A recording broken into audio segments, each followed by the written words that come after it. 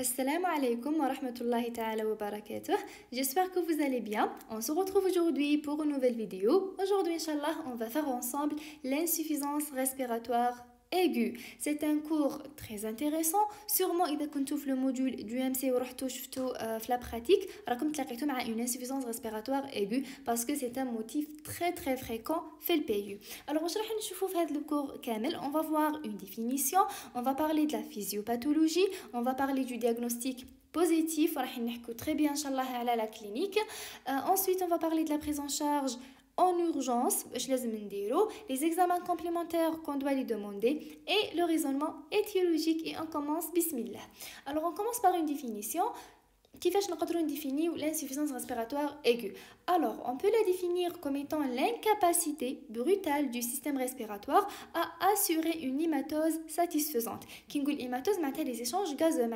L'organisme il capte l'oxygène et il élimine le CO2, le dioxyde de carbone. C'est ça. Alors, c'est l'incapacité brutale du système respiratoire à assurer une hématose satisfaisante. Qui me dire l'hématose, sera la survenue aiguë d'une hypoxie tissulaire plus ou moins associée à un défaut d'épuration des cellules. Qui dit hypoxie tissulaire, ça veut dire qu'il y a une menace vitale, donc une urgence vitale, ça veut dire que la prise en charge doit se faire sans délai, donc c'est une urgence vitale. L'insuffisance respiratoire aiguë, c'est une urgence vitale.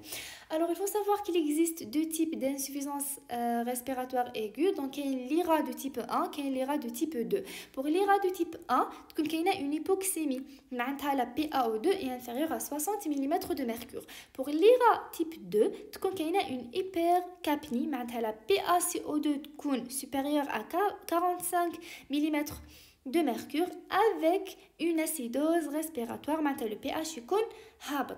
شوفوا l'hypoxie تكون كاينه toujours soit type 1 soit type 2 والليبركابني تقدر تكون كاينه كما تقدر ما تكونش. alors اذا ما كانتش كاينه سي ليغا تيب 1، اذا كانت كاينه ليبركابني سي ليغا تيب 2. alors متى تكون كاينه une hypercapnie en cas d'hypoventilation alvéolaire وكي تكون كاينه ليبركابني تكون معاها une acidose respiratoire معناتها le pH يكون هابط. donc vous voyez هنا راه نحكيو على les pressions PaO2 PaCO2 معناتها la définition de l'insuffisance respiratoire aiguë c'est une définition gazométrique. mais حنا رانا في البيو ما نقدروش حتى نديرو les gaz du sang باش on pose notre diagnostic. معناتها كي نكونوا في les urgences باش نديرو le saturomètre ونشوفوا شحال راهي la SPO2 معناتها la saturation pulsée en oxygène. إذا كانت la SPO2 inférieure à 90%, c'est l'équivalent à une PaO2 inférieure à 60 mm de mercure. Maintenant, le saturomètre, il va nous orienter en attendant les gaz du sang artériel. Voilà, vu que c'est une donc, définition gazométrique, donc on va les examens complémentaires, automatiquement on va les gaz du sang. Et là, on comme les valeurs normales, les gaz du sang, on va l'interprétation. Pour la PaO2, entre 80 et 100 mm de mercure. Pour la PaCO2, entre 38 et 42. Pour les bicarbonates, entre 22 et 26. Pour les lactates, inférieur à 2. Et pour le pH, c'est 7,4 plus ou moins 2, entre 7,38 et 7,42. Donc voilà où je finis la définition.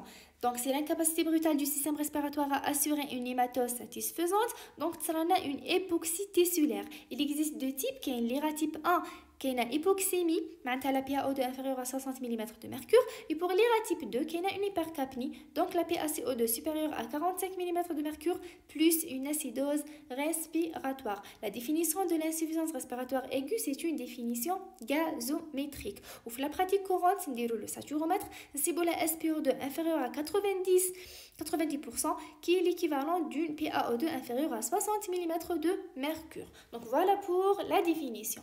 Donc on va parler de la physiopathologie. Pour comprendre la physiopathologie, il faut comprendre la physiologie. J'ai essayé de simplifier le maximum parce que le but de notre cours, c'est bien la clinique et la prise en charge, mais ça n'empêche pas qu'on ait la physiopathologie. شوفوا في l'état normal كيفاش حتى تصرنا la ventilation normale كاين une commande centrale اللي هو le bulbe rachidien كاين une transmission neuromusculaire كاين l'effecteur اللي هو la cage thoracique وكاين l'échangeur اللي هو le poumon معناتها la physiopathologie راح يصرى un problème quelque part في هذه la structure شوفوا l'inspiration normale c'est une inspiration كيفاش تصرى تصرى une dépression intrathoracique donc, l'inspiration active créant une dépression intrathoracique transmise aux alvéoles par la plèvre. Maintenant, qui a un problème de la cage thoracique ou les muscles, là, il y a un problème de la ventilation.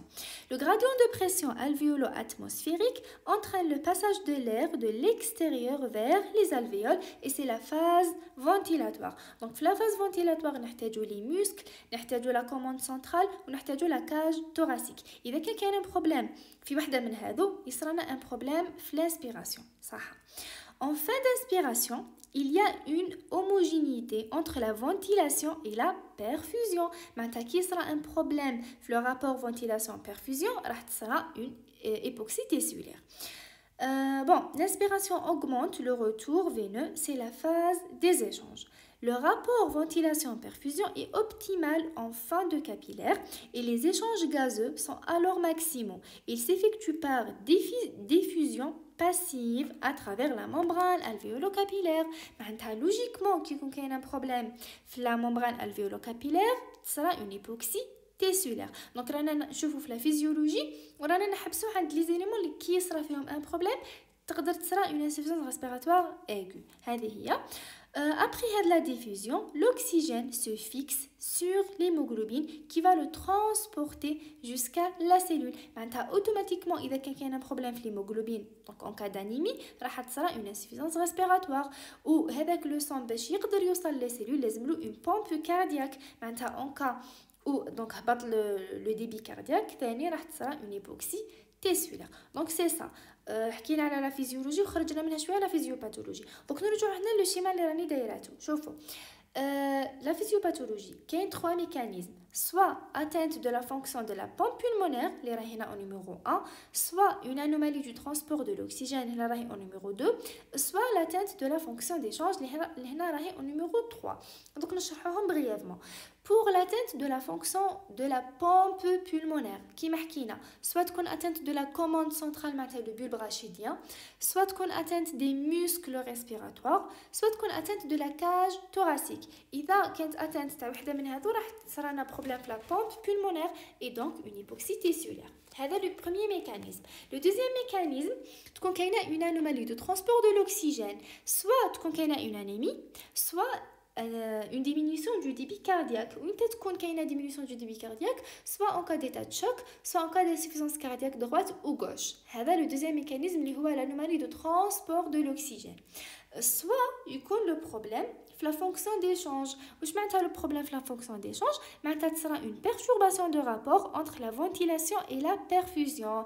Il y a plusieurs causes. À titre d'exemple, diminution de la pression inspirée en oxygène. Par exemple, en altitude, la pression inspirée en oxygène. Par exemple, en cas d'intoxication CO. كيف تنقص la pression inspirée en oxygène. تقدر يكون كاين un problème donc un trouble de la diffusion كي نقول diffusion معناتها la membrane alvéolo-capillaire donc كاينه une altération de la membrane alvéolo-capillaire par exemple en cas de fibrose alors هذه دير une hypoxie tessulaire.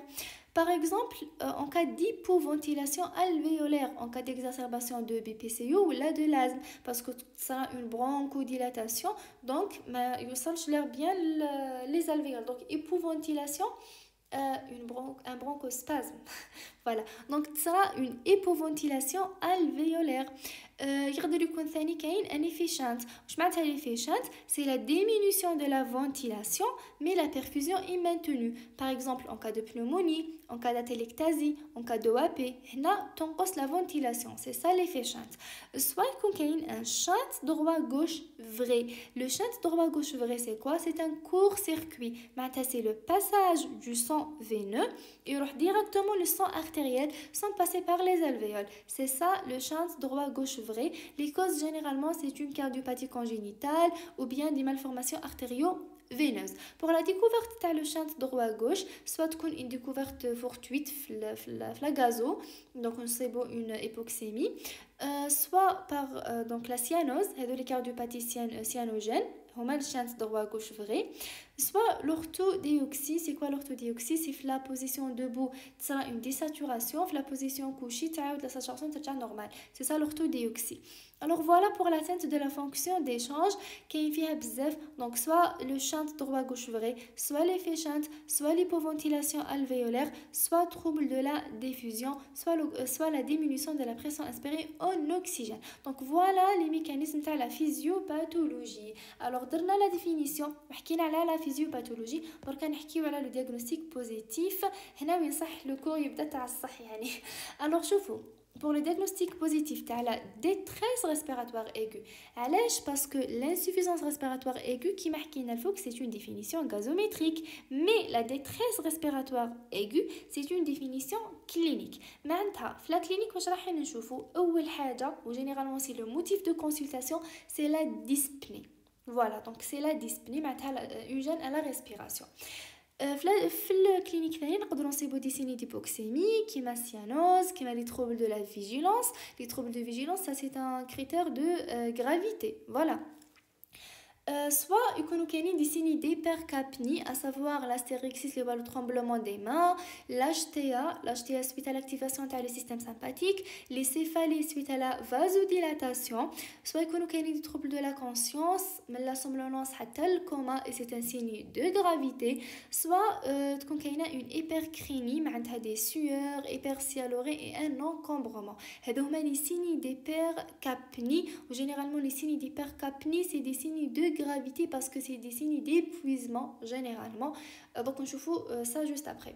Alors voilà, soit donc la dyspnée de cocaïna, les signes d'hypoxémie, les cyanoses et les troubles de vigilance, et les signes d'hypercapnie, l'astérixis, l'HTA, céphalée, troubles de la conscience, et l'hypercrénie, les sueurs, l'hypersialorée et l'encombrement. Quand il y a les signes respiratoires de gravité, c'est la polypnée ou des fois la bradypnée. Donc la polypnée c'est un mécanisme de compensation, mais la bradypnée c'est un mécanisme, donc c'est un signe d'épuisement. Voilà, donc la bradypnée c'est plus grave. يقدروا ثاني يكونوا كاينين لي سيني دو لوت, à savoir le tirage, donc le tirage susclaviculaire, sussternal ou intercostal. Donc كيفاش حتى يجي le tirage, c'est par rapport à la recrutement تاع les muscles respiratoires accessoires كيما le sternoclédomastoïdien et les intercostaux. Ou ثاني c'est par rapport à l'activité تاع les muscles inspiratoires extradiaphragmatiques. Voilà, qui m'a l'escalène et les intercostaux externes. هذا هو le tirage كيفاش يجي. Bon, pour l'expiration abdominale active, normalement l'expiration c'est un phénomène passif, mais en cas de détresse respiratoire, il y a un phénomène actif suite à la contraction des muscles expiratoires, en particulier les muscles abdominaux. Voilà, donc l'expiration abdominale active. Ou à l'extrême, qu'il y a le balancement thoraco-abdominal, c'est un signe de gravité. Voilà, donc le balancement thoraco-abdominal avec respiration abdominale paradoxale témoigne de la faillite du diaphragme et à ce titre un signe de gravité extrême. Donc c'est un signe d'épuisement respiratoire. C'est ça le balancement thoraco-abdominal. Il y a des signes cardiovasculaires qui sont la tachycardie, c'est un signe de compensation. يقدروا même يكونوا كاينين les signes de choc ou ثاني les signes neurologiques, à savoir l'anxiété, l'agitation, la confusion. هنا donc c'est une hypoxie cérébrale. Voilà les signes neurologiques. Donc voilà واش كاين في le diagnostic positif. كاين la dyspnée, نحوسوا على les signes d'hypoxémie, cyanose et troubles de vigilance, les signes d'hypercapnie, l'astérixis, l'HTA, céphalée, troubles de conscience et l'hypercrénie, les sueurs, l'hypersialorée et l'encombrement, les signes respiratoires, la polypnée ou là à l'extrême la bradypnée, les signes de lutte, tirage, balancement thoraco-abdominal et expiration abdominale active, les signes cardiovasculaires, tachycardie et les signes de choc, et pour les signes neurologiques, l'anxiété, la confusion et l'agitation. Voilà pour le diagnostic positif. Alors, maintenant le diagnostic, c'est une urgence vitale. La détresse respiratoire, c'est une urgence vitale. Wesh نديرو en urgence. Donc, c'est quoi la prise en charge urgente? أول حاجة نديروها, c'est éliminer une obstruction des voies aériennes supérieures, soit par un corps étranger, soit par un œdème de Quincke. Donc, أول حاجة نديروها en urgence, c'est éliminer une obstruction des voies aériennes supérieures. Le diagnostic est immédiat. Il s'agit d'un syndrome de pénétration asphyxique défini par une suffocation avec un malaise et une cyanose secondaire. شوفوا في le corps étranger, soit l'obstacle est complet, soit il est incomplet. Alors si l'obstacle est complet, l'asphyxie est rapide, le patient généralement est agité, rapidement cyanosé, puis présente un arrêt cardiaque si l'obstacle n'est pas levé. Donc c'est une urgence. Alors en cas d'obstruction complète, dans un contexte d'inhalation d'un corps étranger, il faudra réaliser sans délai des manœuvres de désobstruction des voies aériennes, à savoir les claques dorsales et manœuvres de Heimlich.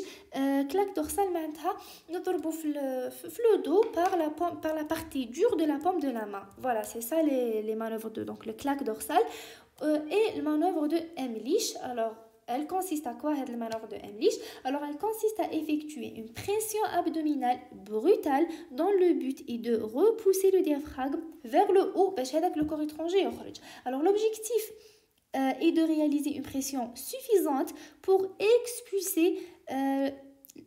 expulser l'obstacle des voies aériennes supérieures. Il faut se placer derrière le patient, placer le poing d'une des deux mains dans l'autre au niveau du creux épigastrique et réaliser des mouvements brusques de bas en haut en y appliquant une force significative هكذا باش نخرجوا هذاك le corps étranger. Mais il faut garder en tête وين تنديروا les claques dorsales وين تنديروا المانوفر de Heimlich إذا كان l'obstacle complet. Mais si l'obstacle est incomplet, déjà كيفاش نعرفوا بلي l'obstacle est incomplet؟ نسمعوا un bruit respiratoire anormal qui est évocateur, généralement un stridor ou là un wheezing. هكذا باش نديروا notre diagnostic. Alors en cas d'inhalation d'un corps étranger entraînant une obstruction incomplète, les manœuvres de désobstruction sont à proscrire. Voilà. Parce qu'elles peuvent mobiliser le corps étranger et se compliquer d'une obstruction complète. Il faut donc simplement asseoir le patient en position demi-assise, mettre en place une oxygénothérapie et le conduire dans un centre bénéficiant d'un plateau technique adapté, l'exploration fibroscopique باش يخرجوا هذاك le corps étranger. Alors عرفنا en cas de corps étranger إذا كان l'obstacle complet وإذا كان l'obstacle incomplet عرفنا واش نديرو. Donc en cas de dème de Quincke, donc attention, le dème de Quincke obstructif fait partie des urgences thérapeutiques immédiates. لازم نديرو injection immédiate d'adrénaline à 0,5 mg en IM. Donc voilà, éliminina une obstruction des voies aériennes supérieures. وعرفنا واش نديرو en cas de corps étranger à obstruction complète ou incomplète. وعرفنا واش نديرو en cas de dème de Quincke. دركا اذا éliminina ما كانش obstruction des voies aériennes supérieures واش نديرو؟ اول حاجه c'est la position demi assise ou assise اللي راح تعاون le patient pour mieux respirer parce que كي يكون في la position couchée le thorax تاعو va être comprimé par l'abdomen. Donc عليها مليح يكون en position demi assise ou assise. ثاني حاجه نديروها c'est le monitorage des constantes, c'est très important. لازم نديرو la SpO2, la fréquence respiratoire, la fréquence cardiaque et la tension artérielle. لازم نديرو une voie veineuse périphérique. والحاجة la plus importante c'est l'oxygénothérapie. لازم نديرو une oxygénothérapie où le but تاعنا يكون que la SpO2 تكون entre 92% et 96%. Toujours, le patient est en détresse respiratoire aiguë, لازم نديرو l'oxygénothérapie. Donc pour le but, هنايا كاينه une exception. En cas de BPCO, le but تاع la SpO2 ما يكونش entre 92 et 96, mais يكون entre 89 et 92. علاش؟ parce que le patient BPCO généralement يكون habitué une hypoxémie. عليها ما نطلعولوش بزاف la SpO2. هذا ما كان. Mais dans tous les cas, لازم نديرو une oxygénothérapie. علاش؟ parce que l'hypercapnie ne tue pas, mais l'hypoxémie tue. C'est pour cette raison لازم نديرو une oxygénothérapie. Bon, هنا كاين plusieurs méthodes. كاين sûrement تكونوا شفتوهم في les urgences. كاين les lunettes اللي يديروا entre 1 et 5 litres par minute. ما نديروهمش en première intention parce que هنايا رانا en détresse respiratoire aiguë, donc c'est grave. ما نبداوش بلي lunettes, mais نبداو بلو ماسك. donc généralement le masque هو اللي نديروه en première intention. les masques يديروا من 5 حتى ل 15 litres par minute. نبداو بالماسك، واذا لو باسيون est stable هنا نعاودو نرجعوه لي lunettes. مي ما نبداوش بلي لونيت اون بروميير انتونسيون. هذه لانفورماسيون الفو لا غاردي اون تيت. كاين ثاني الاكسجينوثيرابي ا او ديبي اللي تقدر توصل حتى ل 70 لتر دوكسيجين بار مينوت، مي ما نبداوش بها. سا سي اون دوزيام انتونسيون اذا ما كانش كاينه اون ريبونس او ماسك. Sinon, نديرو l'assistance ventilatoire, soit le VNI, soit la VI. Donc la VNI c'est la ventilation non invasive et la VI c'est la ventilation invasive. شوفوا pour la ventilation non invasive عندها deux indications principales هادو لازم نشفاو عليهم. Il faut les garder en tête. Soit en cas de décompensation de BPCO plus avec une acidose hypercapnique, soit en cas d'OAP cardiogénique. هنا نديرو la VNI, la ventilation non invasive. Ou il faut garder en tête qu'il n'y a pas d'indication de VNI en cas d'asthme ou en cas de pneumonie. Donc en cas d'asthme, en cas de pneumonie, bon رانا بدينا بالماسك وكامل mais ça n'a rien donné. هنا directement نعيطوا للغيا ونديروا la ventilation invasive. Voilà. شوفوا pour la VNI نديروها إذا كانت كاينة une défaillance respiratoire isolée. Mais une fois صارنا une défaillance d'autres organes هنا نفوتوا la ventilation invasive معناتها. donc c'est dernier recours. معناتها نديروا l'intubation. voilà, l'intubation et la ventilation sous intubation. donc وين تنديروا la ventilation invasive si كما قلت لكم c'est en dernier recours en cas d'insuffisance respiratoire aiguë persistante وين درنا كاع les autres types d'oxygénothérapie وما نفعوش. donc voilà إذا كانت كاينه défaillance d'autres organes. alors c'est ça pour l'oxygénothérapie. عرفنا وين تنديروها، عرفنا c'est quoi le but وعرفنا واش نخدمو genre في لا كلينيك بواش نخدمو. donc c'est ça pour l'oxygénothérapie. Voilà, alors حكينا على la définition, حكينا على الفيزيوباثولوجي، حكينا على le diagnostic positif، حكينا على la prise en charge en urgence. دركا لحقنا les examens complémentaires. alors كاين 3 examens complémentaires principaux. كاين le CG. alors le CG نديروه d'une manière systématique. علاه نديرو le CG d'une manière systématique parce que كاين certaines étiologies d'insuffisance respiratoire aiguë qui peuvent être associées à des anomalies de CG. par exemple l'embolie pulmonaire, bon pas toujours mais des fois ثاني l'infarctus du myocarde qui complique l'œdème pulmonaire. donc لازم نديرو le CG d'une manière systématique. pour les gaz du sang حكينا عليهم ديجا رانا درناهم باسكو قلنا ديجا لا ديفينيسيون تاع l'insuffisance respiratoire aiguë c'est une définition gazométrique. pour les gaz du sang يقدروا يديروا لنا une orientation donc يعاونونا في الريزونمون ايتيولوجيك باسكو كيما حكينا ليبوكسيمي toujours كاينه mais l'hypercapnie دي فوا كاينه دي فوا ما كانش. اذا كانت باسكو علاش شوفوا نورمالمون لو باسيون هنا راه اون بوليبني كي يكون لو باسيون اون بوليبني دونك لوجيكمون تكون يكون اون هيبوكابني اي نون با اون هيبركابني. دونك اذا كان لو باسيون اون هيبركابني شوفوا كاين دو كا دو فيغور soit كاين un épuisement respiratoire et ça c'est un signe de gravité, soit كاينه une insuffisance respiratoire chronique sous-jacente, par exemple le BPCO, anomalie de la paroi thoracique ou bien pathologie neuromusculaire. donc c'est ça pour l'hypercapnie. donc dirna شويه une orientation étiologique. voilà pour les gaz du sang. et pour la radiographie thoracique ثاني راحين حتعاوننا بزاف في لو diagnostic étiologique. كاين ثاني un autre examen اللي مانيش كاتباتو اللي هو لونجيو سكانير thoracique. alors وين تنخمو نديرو لونجيو سكانير thoracique اذا كانت كاينه اون ديسبني ولا اون ايبوكسيمي sans étiologie évidente معناتها absence d'anomalie pulmonaire auscultatoire ولا absence d'anomalie du parenchyme pulmonaire à la radiographie thoracique. معناتها راه كاينه كاع هذا لو تابلو تاع ديتريس ريسبيراتوار مي كي درنا لا راديوغرافي دو توراكس ما صبنا والو وكي درنا دونك كي سمعنا كي درنا ليكزامان كلينيك تاعنا ما لقينا والو. دونك هنايا نخمو في لومبولي بولمونير ونديرو لونجيو سكانير thoracique. donc voilà pour les examens complémentaires, le CG, les gaz du sang, la radiographie du thorax et l'angioscanner thoracique. donc pour le raisonnement étiologique اول حاجه نديروها c'est éliminer un obstacle sur la voie aérienne supérieure qui حكينا déjà. Donc إذا كان un obstacle sur la voie aérienne supérieure, on doit libérer les voies aériennes. إذا كان l'obstacle complet, إذا كان incomplet عرفنا واش نديرو، ولازم تكون كاينه une prise en charge spécialisée en urgence. Donc هذه أول حاجة نديروها، c'est la première étape, c'est éliminer une obstruction des voies aériennes supérieures. Pour la deuxième étape, donc كي نديرو l'examen خلاص دوكا éliminina un obstacle sur la voie aérienne supérieure ودرنا la radiographie du thorax، درنا l'examen clinique. هنا نشوفوا soit ما يكون كاين والو، دونك ما كانش une anomalie auscultatoire ou ما كاين والو في la radiographie du thorax.